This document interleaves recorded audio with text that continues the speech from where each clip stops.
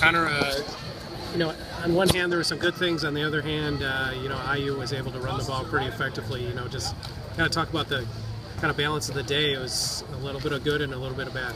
Yeah, we started really bad. That's the bad part. We got to start a lot stronger next game.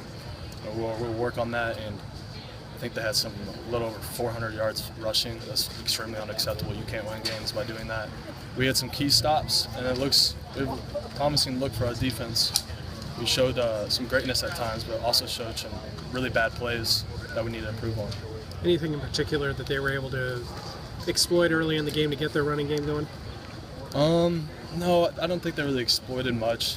We prepared pretty well, but it just comes down to tackles, and we missed a lot of tackles this game. That was a huge problem. And setting the edge, we got to work on that, and I know we'll work on that this week. It's tough up front because you missed Conrad and you missed Tyshawn, two guys you were depending on. How much more difficult did that make the task today? Yeah, we've had some injuries at the D-line. That's probably our least depth position right now. But we can't really rely on that now because Tyshawn's out for the year and Conrad might be out for the year too. We don't know, so we got to go on without them, and we can't really look back. But we got to rely on the D-line that we have right now to get us through it.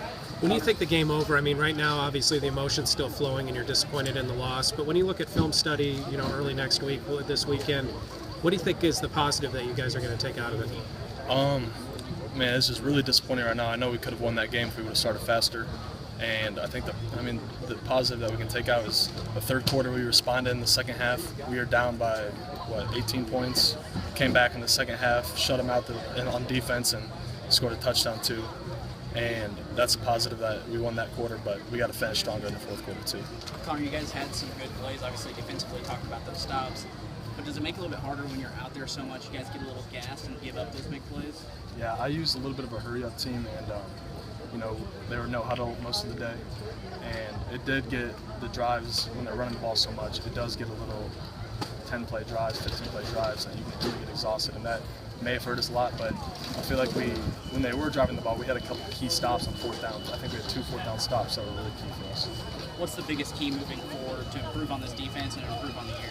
Tackling. I think we missed way too many tackles.